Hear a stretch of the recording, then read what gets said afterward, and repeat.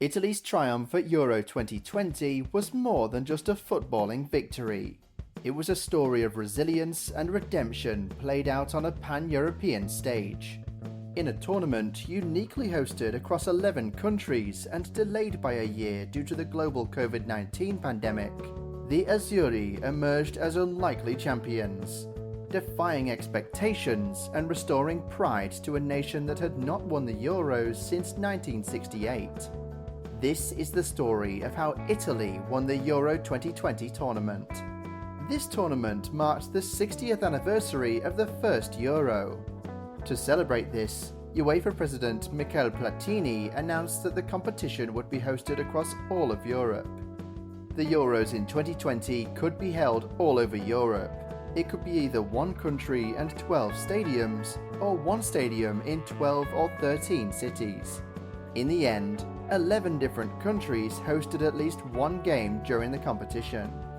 Italy entered Euro 2020 qualifying with unusually low confidence after a disastrous run. Group stage exit at the 2014 World Cup, failure to qualify in 2018, and a Euro 2016 quarter-final at best.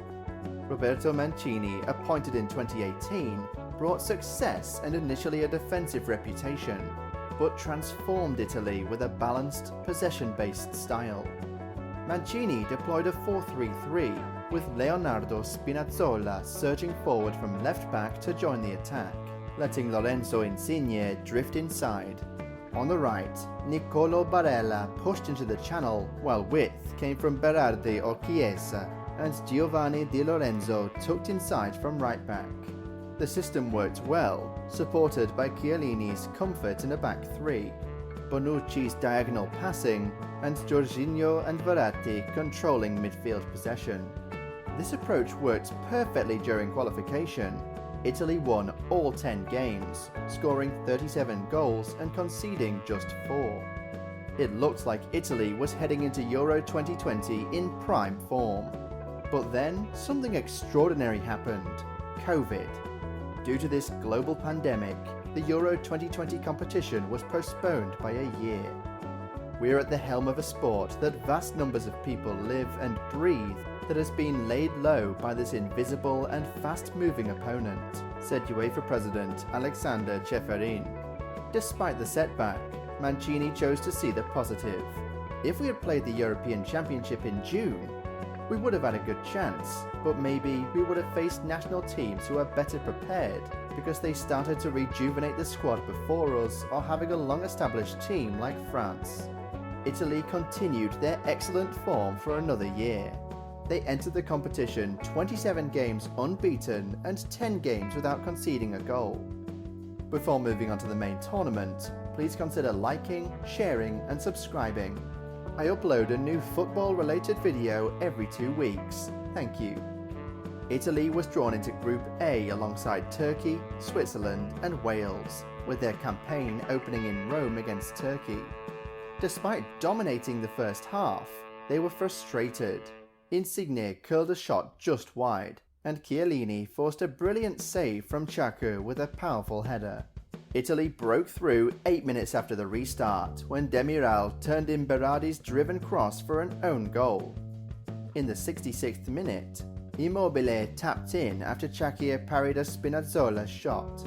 The 3-0 win was sealed when Xhaka's poor pass led to a quick move finished by Insigne's trademark curling shot into the corner. Mancini gave his assessment after the game. "We have played many teams that have done what Turkey did this evening. They put everyone back there, give you little space and make it hard for you to score. But the lads had patience. We waited, kept playing, tried to get that goal, then we got it." Italy next faced Switzerland in Rome and again dominated. Early on, Spinazzola crossed for an unmarked Immobile, who headed just over.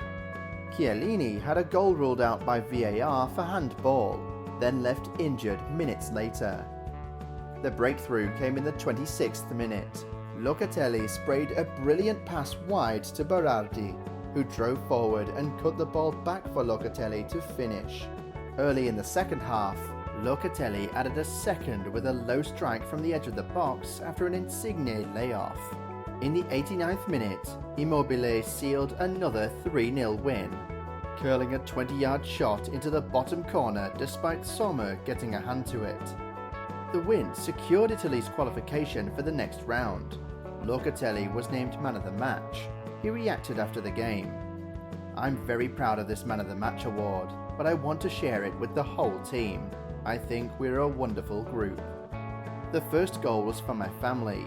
After passing the ball to Berardi, I followed the action because I know him well, and I know he would do something with it. The second was for all the Italy fans because we played to make them happy again. Italy faced Wales in their final group match with qualification already secured, prompting Mancini to rest 8 players. Despite the changes, Italy dominated. Belotti missed a clear chance, while Wales's best effort saw Gunter's header land on the roof of the net. In the 39th minute, Verratti delivered a low free kick that Pessina cleverly volleyed into the far corner. Early in the second half, Bernardeschi hit the post from a 30-yard free kick, and Wales were reduced to 10 men in the 55th minute after Amparu's red card. Italy cruised to a 1-0 win, topping the group with 9 points, 30 games unbeaten, and 11 consecutive clean sheets. Mancini was pleased with the performance after the game. "We couldn't have done better. Maybe we could have scored more goals, but it was extremely hot and a very physical game, so the lads did really well. It's important that the identity of the team remains the same even when we change 3 or 4 players." Austria was waiting for Italy in the second round at Wembley Stadium. The game would prove to be a tough challenge. Spinazzola created the first clear chance of the game. He dribbled brilliantly down the left flank and pulled a low cross to the edge of the box. Niccolò Barella met the cross with an excellent first-time shot, but Daniel Bachmann made a wonderful save with his foot.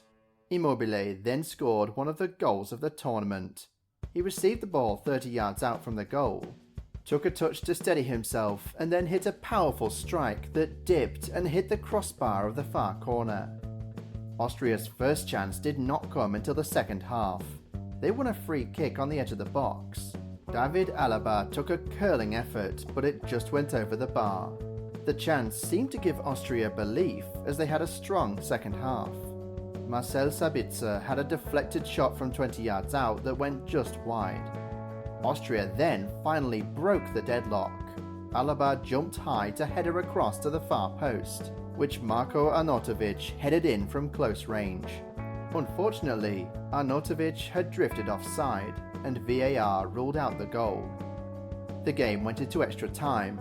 In the 95th minute, substitute Chiesa finally broke the deadlock for real. He ran onto a chipped ball near the far post. He headed the ball down, took a quick touch inside of Konrad Laimer before firing the ball into the far bottom corner. In the 105th minute, Italy doubled their lead. Brian Cristante received the ball in the box and showed remarkable strength to fend off 2 Austrian players. He managed to lay the ball off for substitute Pessina, who fired the ball in from close range. Zaza Kalajic managed to get a consolation goal for Austria, but Italy won the game 2-1. Pessina reacted after the game. "I'm still trying to take in my goal against Wales, so imagine how this one feels. I will remember it for the rest of my career." In the quarter-finals, Italy played the much-fancied Belgium. Both teams were in great form. They had both won all their games so far. Eden Hazard was injured for Belgium. Italy had made a better start, and Leonardo Bonucci thought he had scored early, but the goal was ruled for offside. Belgium then took control of the game and came close through 2 counter-attacks from Kevin De Bruyne and Romelu Lukaku, but Gianluigi Donnarumma made 2 brilliant saves. In the 31st minute, Jan Vertonghen tried to launch another counter-attack, but Verratti intercepted his pass. He then passed it to Barella, who dribbled through 2 defenders before firing it into the far corner to give Italy the lead. In the 44th minute, Insigne scored one of the goals of the tournament. He received the ball on the halfway line. He dribbled with the ball until he was 25 yards out, cut inside, and beautifully curled it into the far top corner. Surprisingly, There was time for Belgium to get a goal before half-time.